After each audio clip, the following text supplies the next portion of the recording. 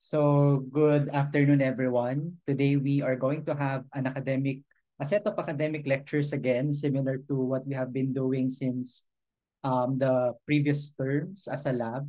And we have four different topics for today, although some of the topics are related with each other. So, this academic lecture, similar to the previous iterations of academic lectures, will be accompanied with workshops that will happen next week. So we'll be sending out an announcement email and announcement post in Facebook as well to share with you the details about our technical workshops. So what do we do in academic lectures again? We listen to actual lectures about topics that will be presented by our BSMS students under the lab, and the topics would be related to the thesis that they're doing. And these lectures would be used in preparation for the technical workshop, which would happen next week. And when we do technical workshop, that is more on the programming part. So this is the theory part, the academic lectures, while the technical workshop is the programming part of the lecture. Okay? So if you're interested in attending that, of course, the lab members are um, not encouraged but are obliged to attend the workshop as well in preparation for your thesis. But for our guests coming from different universities in the Philippines, and also our DLS students who are not part of our lab, you're free to join us as well next week for the workshop. So we have four different and exciting academic lectures this afternoon. And let me introduce the first speaker for today. So the first um, lecture for today is entitled An Introduction to Camouflage Object Detection. This is the first um, topic. We try to organize it in terms of chronological order and in terms of the different topics. And this is actually, I think, if not the, I think the third presentation that Aaron has already given us on the topic, or has delivered on this topic. So this lecture will cover camouflage object detection. It's a field in computer vision that focuses on segmenting camouflage objects hidden in images. This is more of design. This talk or this lecture is designed for advanced learners. So if you have been following the lectures given by Aaron, this is his third term doing this. This is a continuation of what he has been discussing since the first iteration of his lecture. And this will cover the history and the current trends in camouflage object detection, as well as some notable networks and metrics that are used in this field. So let me introduce Aaron to you. Aaron Gabriel Dichoso is currently a fourth-year computer science student at De La Salle University under the BSMSCS Honors Program. As a member of our lab, his laboratory experiments focus on camouflage crop detection with an interest in pursuing the improvement of camouflage detection network architecture for his thesis. So this presentation actually is or can be a part of his thesis proposal as well, because the topic that he will discuss is directly related to what he has been doing for his thesis. So I'm now giving the floor to Aaron. You may start your presentation.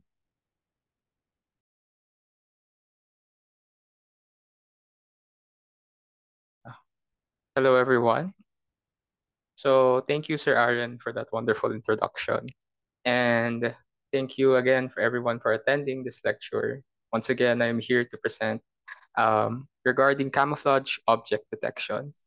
And this is a fairly high-level topic, and it's building up on all of the different lectures that I've talked about so far. So without further ado, let's start. So we're just going to talk about what camouflage object detection really is and the history behind it, how it was created, the current COD networks and architecture, so COD camouflage object detection, and the metrics for these tasks, because of course this is a fairly specialized task, and the current applications for COD in this day and age. So let's start. What is camouflage object detection? So it is under a broader field that we're talking about, computer vision, and it's all about leveraging the image data for computers to solve real-world problems.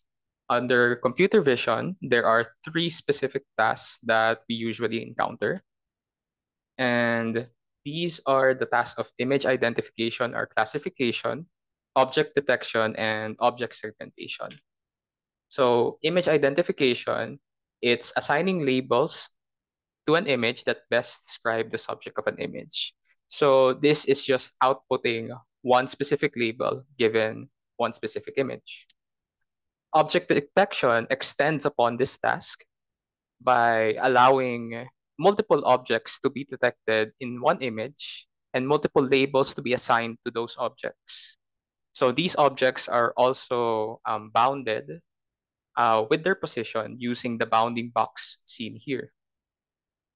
Now, object segmentation, on the other hand, instead of just showing the boundary box of an image of an object, it also shows the specific contours or the shape of the image, of the object, sorry. So as you can see here, I have an image of, for example, a tomato plant, and the ground truth image shows the specific shapes where the tomato plant can actually be observed. So these are pixel maps that actually show the exact location of the object. And finally, camouflage object detection.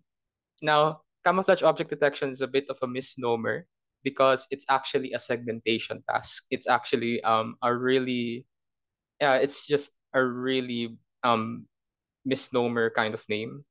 However, it's been labeled a detection even though it's segmentation. So this, you will usually see it as camouflage object detection, concealed object detection, concealed object segmentation, camouflage object segmentation. So all of those, you can just describe it. They're all just different names for camouflage object detection. So it's a segmentation task that aims to segment objects that blend into their environments. So of course, it's a lot harder to do this task if the objects itself are pretty hard to spot with the naked eye. That's why we developed some very interesting techniques to actually perform these tasks. In the beginning, for camouflage object detection or COD, which I would call it moving forward, from this figure that we can see here at the right, which observed like the trends that are happening in COD, we could see that it started with traditional image level COD. So these are non-deep learning approaches. And over time, the deep learning approaches eventually became the prominent way of performing COD. So what do these traditional COD techniques look like? There were three main kinds: intensity-based, texture-based, and color-based. And all of these kind of just ask the question, do does one attribute of an image differ from the other attributes of the subject? For example, here in intensity-based, as you can see here, the subject is a lot more darker than the overall background. In texture-based, the texture is different of the fish compared to like the sand around it. And finally, in color-based, the overall color space of the lion is different compared to the overall color space of the grass. Now, these COD techniques actually just fell out of practice because they are not robust. You need to decide which ones to use depending on the domain. So probably you wouldn't be able to use something like texture-based for this domain of a lion because it kind of like blends in with the textures of the grass and so on and so forth. That's why we moved on to using deep learning approaches. Now, I know that was a lot to take in, but here we're actually going to get into like the real meat of things. Here we're actually going to discuss actual architectures and how you were able to interpret them once you actually get diving into like the field of overall computer visions. We're going to talk about how to actually read network architectures given in literature. Here, I am showing you one of the very first frameworks for COD. So this is called an Ana-branch network framework. So this is one of the first ones that showed up. And this paper made by Le et al. In 2019 is what formalized COD into a field in computer vision. As we can see here, ANET, as it's called, takes an input image here and then feeds it into this feature extractor. So we're going to talk more about this later on, but just know that this feature extractor takes the image and then creates feature maps, sort of like an encoder, okay? And then this feature maps um, will be sent to this FCN, which I'm sure we've talked about in the previous lecture as well. So hopefully you guys still remember about that. And then this classification stream. So in here, the salient object segmentation module, all of that this is going to do is to just segment the image. It's just going to look for a subject to segment, and then it's just going to segment it. So this is just your standard object segmentation task, okay? And then finally here in the classification stream, all that this is going to do is going to say, is there a camouflaged image in that? Is there a camouflaged object in that image or not? So just a 0 or a 1, depending on if there's a camouflage object or not. And then, it fuses those two things together using a multiply operation. So, right, if you multiply all of the pixels in an image by 0, it turns it off, all black. That means there's no camouflaged image. If there is a camouflage image, it multiplies all of the pixels by 1, and it just gives the regular segmentation output. So that was like the very first framework for COD. And as you can see here, it's very sort of just like hijacking existing camouflage object detection networks. That was sort of like the workaround for COD at the start. And then finally here, we get into SciNet. SciNet stands for Search and Identification Network. And this is really specialized, the first specialized network designed for specifically COD tasks. So it's not anymore just like hijacking existing object segmentation networks. So here, we're actually going to see the specifics of what a CNN feature extractor looks like. And if you guys remember way back during my first lecture, we talked about ResNet and residual learning. So this is where that concept actually starts to show in COD. In here, we're using the specific outputs from each layer of ResNet to actually serve as different resolutions of our feature maps. So this is what you would usually hear as a backbone network. So we use something like ResNet to output our feature maps generated from our input image. And then we would use the feature maps outputted by our backbone network in order to be refined and to actually be decoded into our final prediction.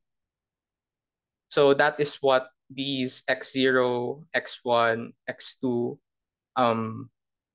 blocks are actually standing out as are representing in SciNet.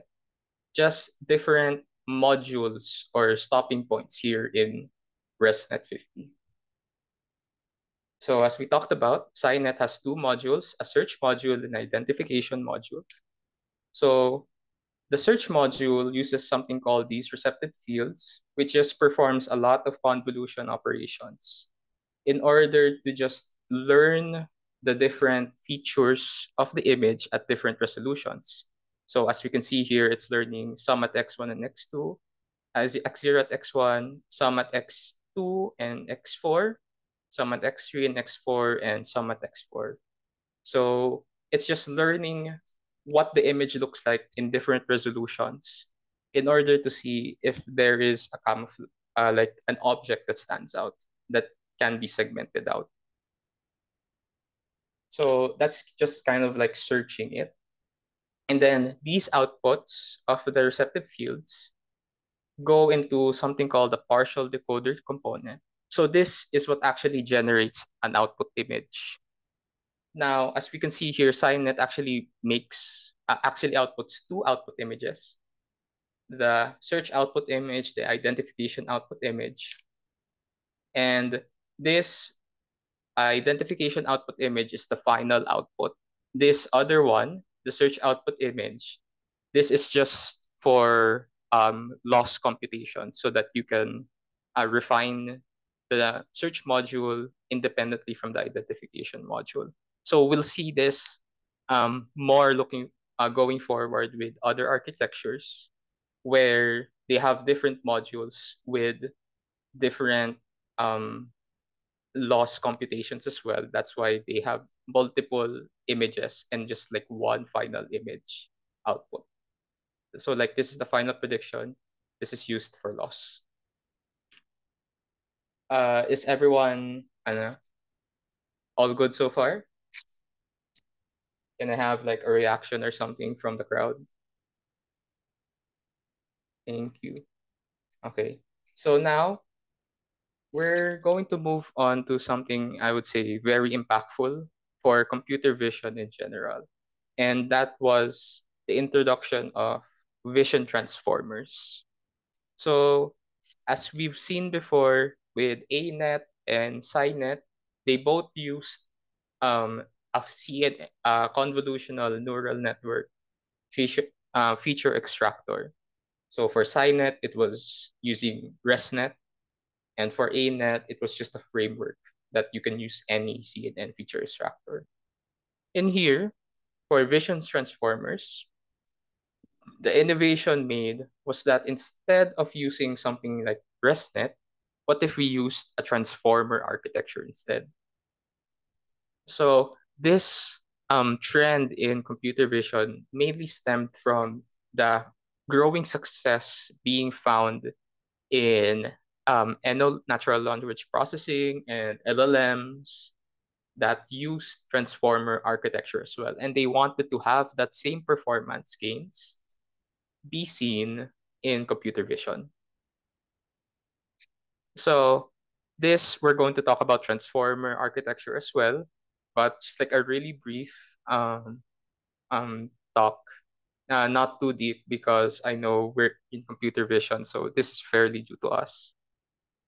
So it starts off with an input image, and then they divide this image into several patches. So they just like subdivide the image. And then they take those subdivided images and feed it into this linear projection of flattened patches. So think of this as like you're making your feature map in here. Aside from feeding the image patches into this linear projection, they also attach the positions or like the index numbers of each patch into the projection, just so they could like keep track of which patch is associated to a specific location in the image.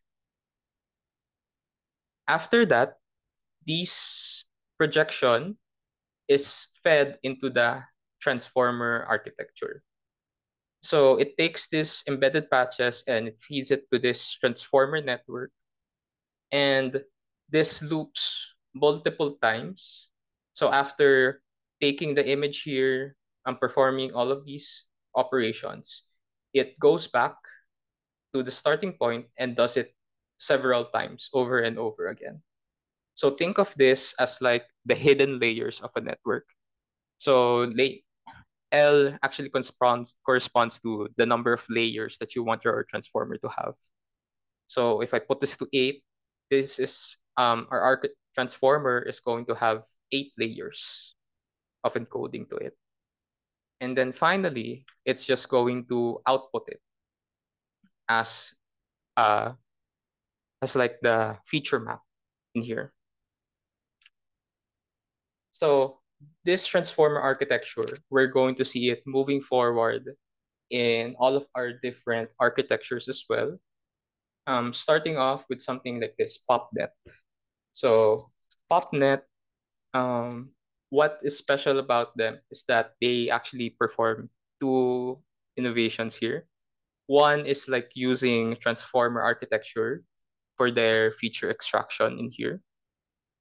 And then the second is actually using synthetic depth data for their architecture. So depth data, this is something that we've been seeing is like growing in COD. Because of course, if you have depth data inside of your, alongside your images, it's a lot better to discriminate between the subject or the objects that are hidden compared to the background where it is in, right? So as we can see here, as I said before, it uses a transformer to extract features, and then it creates this source-free depth image using the transformer. So this is like the output of the transformer architecture we've seen. And then after that, it uses this encoder-decoder architecture to actually make the depth image stand out even more. So they took a depth image that they generated, and then they further refined that feature or that depth image so that they can make the object stand out even more. Finally, they take all of those into another decoder encoder architecture so that they could output the final prediction. So as we can see here, there's we're seeing like trends now that are popping up, right? So the first trend that I'm seeing is like there's always a 3 stages that are being seen. So first, there's always like the feature extraction, and then after that, they're going to generate this like first stage output, and then finally they're going to like even refine that output even more so that they could generate the final prediction. And we're going to see this trend all throughout. So for example, with this HitNet. So HitNet, this actually uses a very popular kind of transformer architecture called a pyramid vision transformer. So pyramid vision transformers combine like the functionality that we've seen in ResNet, where ResNet gives feature maps at multiple resolutions of the image, and vision transformers, which actually gave the increased performance gains. So in here, it uses transformer architecture to give feature maps at different resolutions as well. And this overall just like is what I'm seeing is like the overall growing trend in the COD. After that, as we've seen before, it's usually a 3-stage process where after feature extraction comes one module to perform the refinement. In this case, actually, this is an iterative module that performs the refinement. So after performing this once, it's just going to bring the output of one iteration back to this and just going to loop this multiple times to like basically just like generate multiple refinement iterations. So it's just going to like refine the prediction that they made over and over and over again until I think here they do it 4 times, and then finally they generate the output image in here. And alongside that, from each iteration that they like um, performed like one of those feature refinements previously here, they're going to like monitor the prediction from each iteration and actually monitor that as loss as well. And finally here we go into like one very notable architecture. So this is a specialized architecture called RISNet. So this is made for camouflage crop detection instead of just camouflage object detection. So the thing with crops, compared to like objects, is that crop detection or crop segmentation usually involve a lot smaller objects and a lot more numerous objects in one image. Compared to camouflage object detection, you're just kind of detecting one really big object that is hidden from the environment.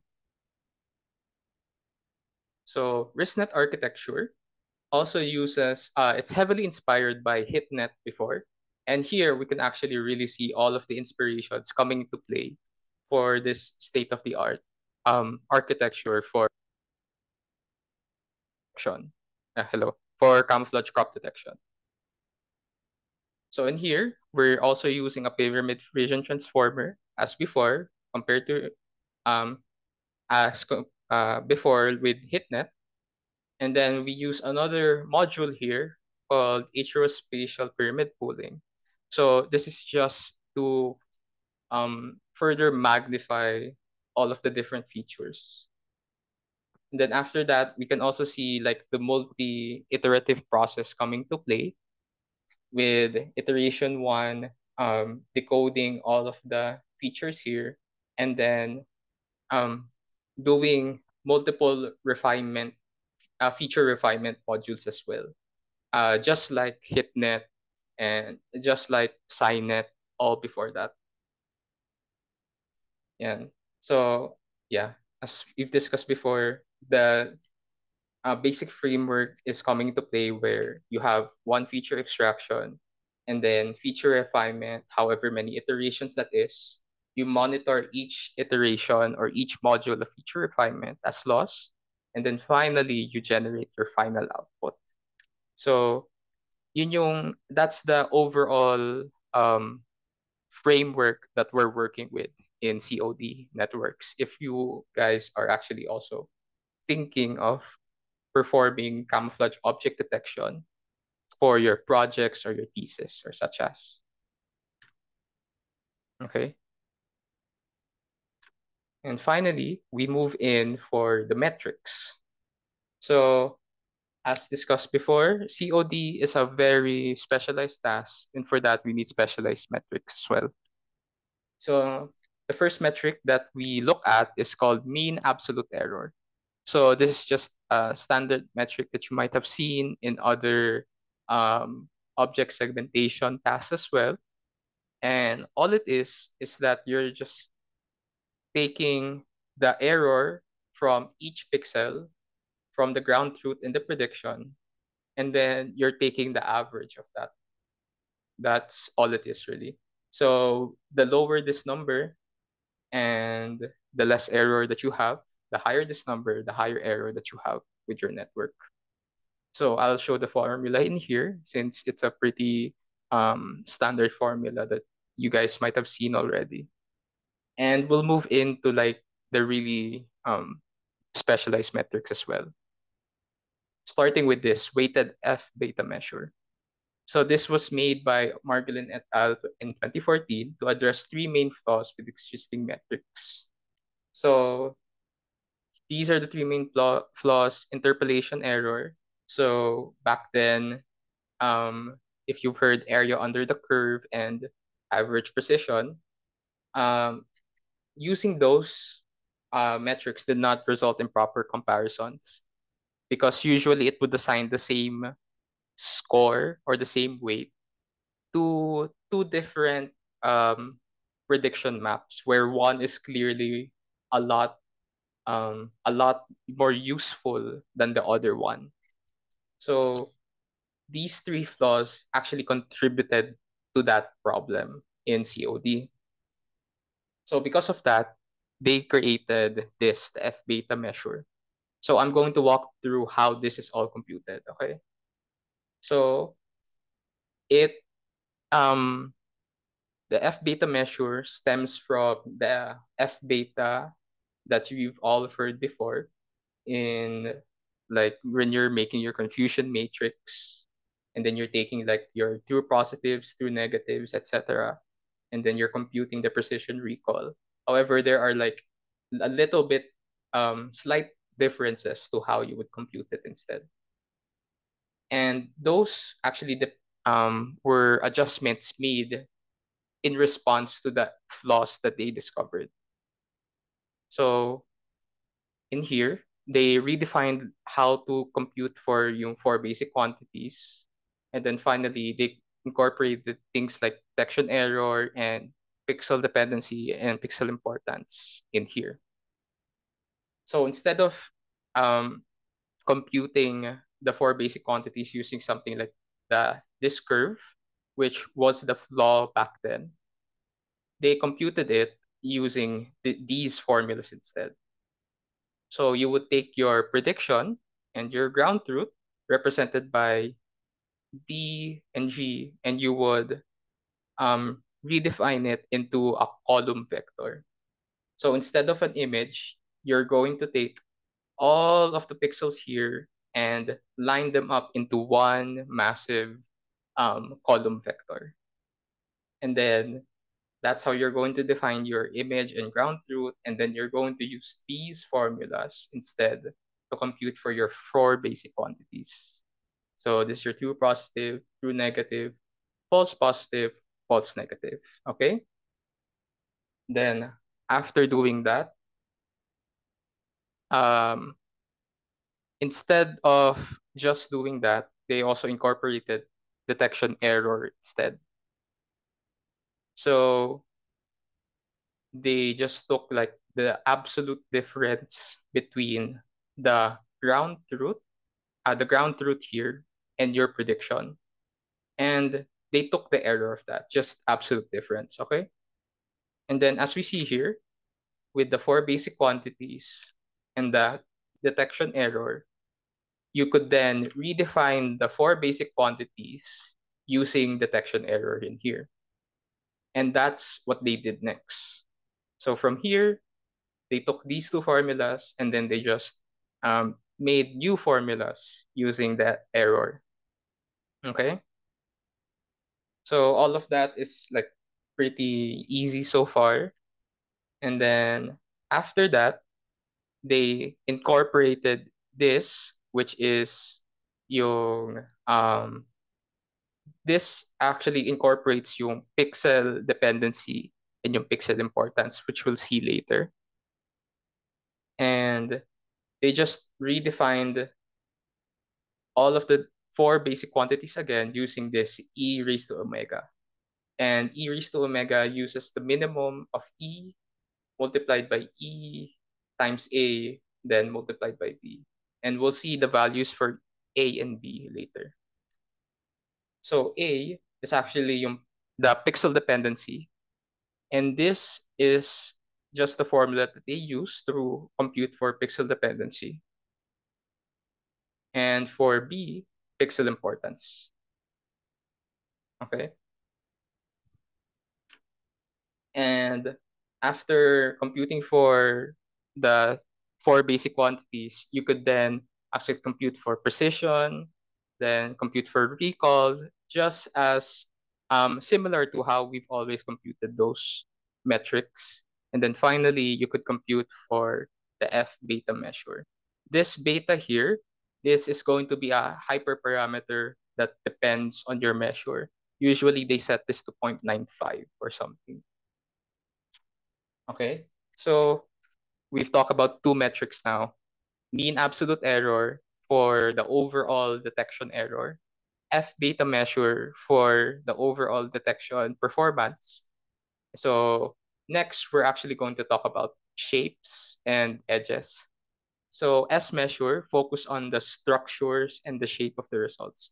So it's not enough that you actually have um, just the right amount of pixels being seen. It's also really important to get the shape of your detection right when you're performing COT. So this is just a weighted average between two measures: object similarity, how similar the objects are, and region similarity, how similar the regions that the ground truth and the prediction occupies. Okay? So SR is computed through this metric. So this, what you do here is that you divide your images into regions again. So think of like the patches that we did in the vision transformers. You just divide it into different regions, and then you get this, the SSIM, the similar structural similarity measure. So this is being used in object segmentation, and I have the formula right here if you would like to see. So this is the mean. This is the standard. Yeah, this is a standard deviation of X is your prediction and Y is your ground truth. And you just take that and take the weighted average of each image patch. And that's how you get your SR, your structural similarity measure. Your SO, on the other hand, is your object aware structural similarity measure. So this, compared to the regional, which was a lot more focused on the region where the prediction is made, this is your overall global object, your overall global prediction that you're going to make. And it is computed using this metric right here. So mu in here and then lambda in here, these are two parameters these are two constants that are included by the literature, which we're also going to dive further down when we're going to do the workshop next week. And finally, our last measure, our E measure instead. So S measure focused on shapes, E measure focused on edges. So the edges refer to the edges found in your predictions. So right when you're making object segmentation predictions, you have an object segmentation map, and those shapes that you have, they have edges around it. So E-measure is used to align the edges that you have in your prediction to the edges found in your ground truth. So the core of this E-measure is using this, the alignment matrix, which is computed using this formula. And this measure right here, I think this is omega. Omega of I of the image is computed just by subtracting your original image with the mean value of all of the pixels. So it just like normalizes the image. So just take a look at the formula right here, and that's how you would compute your alignment matrix. Then using the alignment matrix, you perform this operation right here. So omega of Fm, and you take multiply by 1/4 times 1 plus the alignment matrix squared. And then finally, your E measure is just the average value found in this omega of Fm. Yeah, omega of Fm. Okay.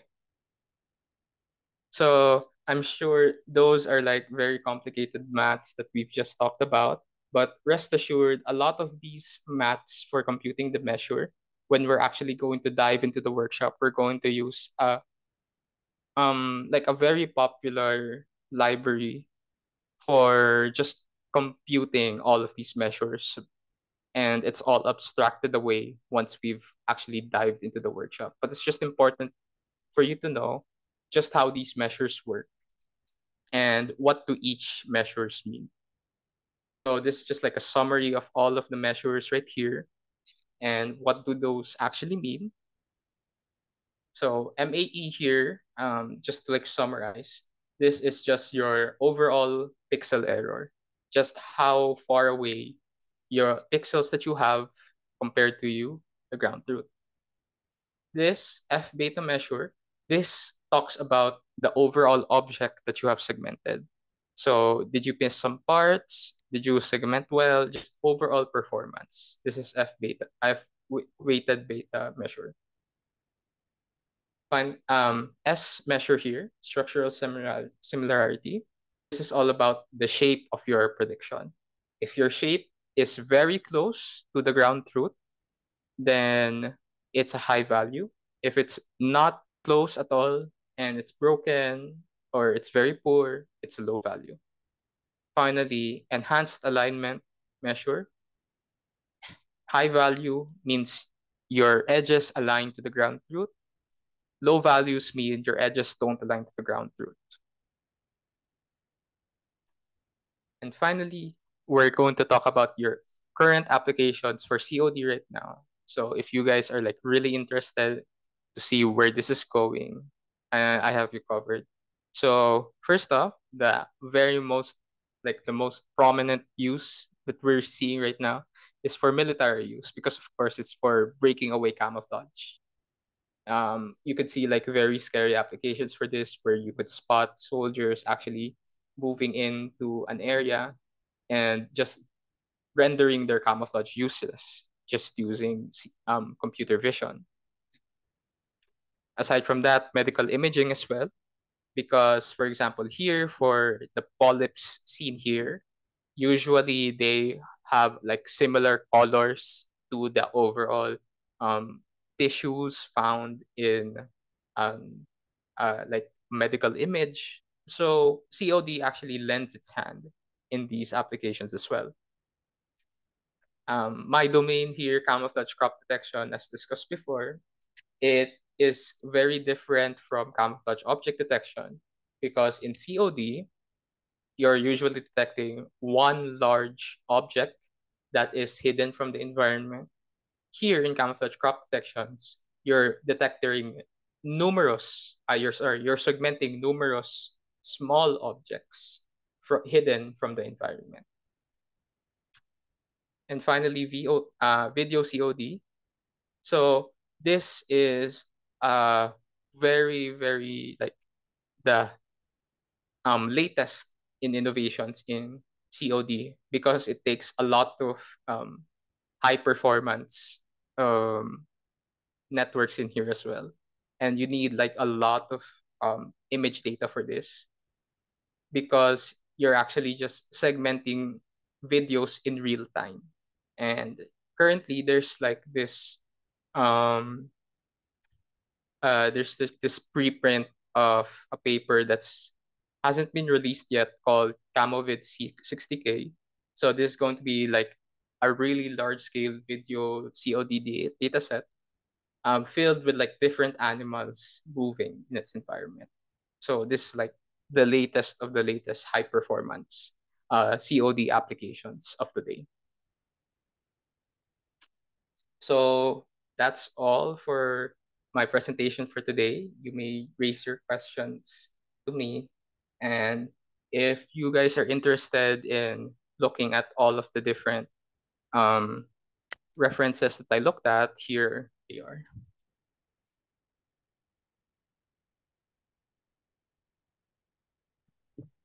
Thank you, Aaron, for the presentation. Any questions from our listeners? You can raise your hand if you have questions, or maybe type it in the chat so that we can acknowledge you.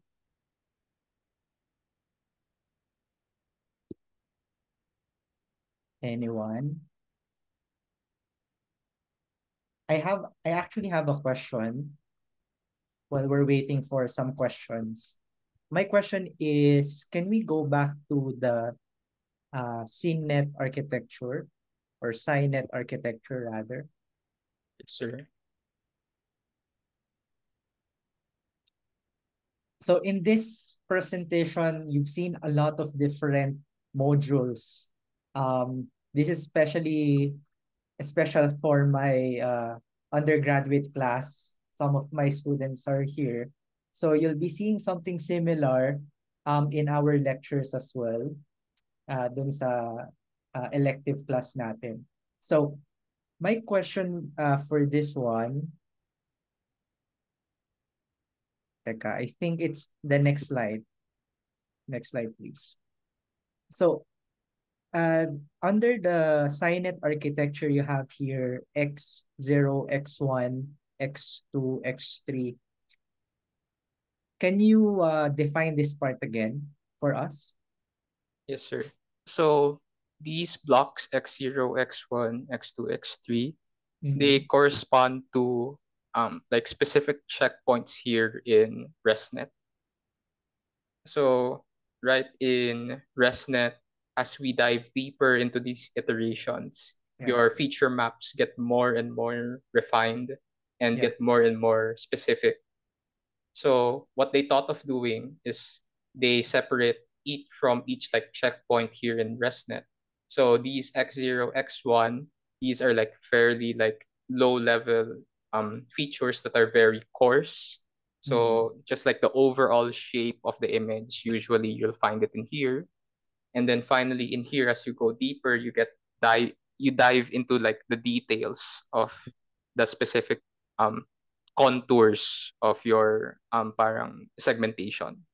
Okay. So they use X0 to X4 to basically say these are feature maps that are derived from ResNet 50, right? At Yes, sir. certain points of ResNet 50.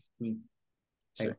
Kasi I've seen this when you were discussing this, I'm looking at this one, and when you move to the next slide, I was actually under the impression that the X there stands for times or something like the image size, no? But it doesn't make sense to have like X0 in that case. But this is very detailed, the way that you presented this part, um especially the high level, even though the details are here, the different convolutions are here, the different operations are here. But the main point that you were discussing earlier is these are divided into modules, and this specific module has a specific task to do for this particular architecture. We've seen, for those who are listening, we've seen that there's a part entirely just for refining, right? Refining, and I think that is the general trend that Aaron was discussing earlier. I also like the first part of the presentation wherein you mentioned that the term hijacking. So that if you see the history of object detection, it's the same thing. It's kind of hijacking classification models. Yes, sir. Okay? So that's a trend that we usually do for certain tasks that are starting from simple tasks. We try to adapt the currently existing models there and try to somewhat um, reposition some of the modules, or maybe change some of the modules, remove some of the modules so that it can be adapted to a new task that we have. Okay? I think there's a question here, Aaron. Let me read this for you. You mentioned about Vision Transformer a while ago. What makes it more ideal or beneficial than any CNN-based models? That Okay. is from So Matthew John Sino Cruz. okay. Thank you, Matthew. So in here, the real inspiration behind why they started Vision Transformers in the first place was, yeah, they found it that it worked effectively for NLP and then for large language models. And then they said, oh, what if I tried it for computer vision? And that was what inspired Dosovitsky et al. Here to actually try it. And when they performed their research in Vision Transformers, they found that it overall just like increased performance gains for it's similar to ResNet in a way. Back then in like 2012, 2014, the main CNN to use was Google's VGG, if you would remember that.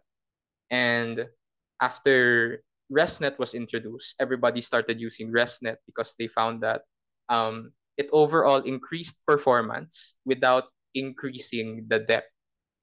So the thing with increasing the depth too much is that sometimes you would um, kill a lot of like you would it would result in like a lot of dead space or dead layers usually, and like overall just wasted performance.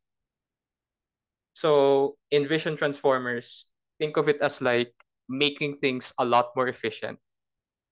um you're performing similar like performance, however with a lot less depth and a lot less space, parang ganon.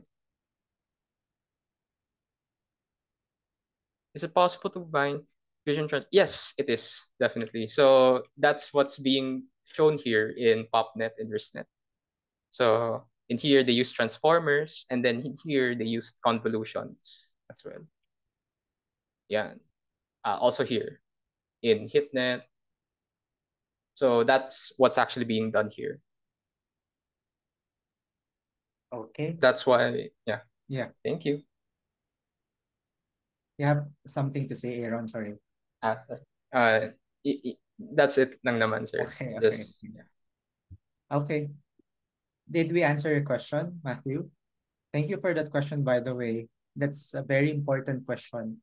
I think I usually see that question comparing vision transformers with convolutional neural networks most of the time. Um, but I think it's a matter of testing out what works for a particular problem. So as we've seen, it can work hand in hand together, combining both convolutional layers in vision transformers. Okay. I don't think there are any more questions. Oh, that's good. So Matthew mentioned here, I'm currently working on it for medical imaging, and I just want to know if it can be combined. Oh, Okay. that's interesting. Okay. Ayan. So I think Aaron showed a particular architecture that combined it, no, Yes. kanina.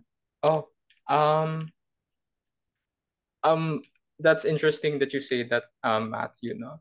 Because here, if we were to go back in this um application for COD, this is using something called UNet++. So as we can see here, this is like their architecture here.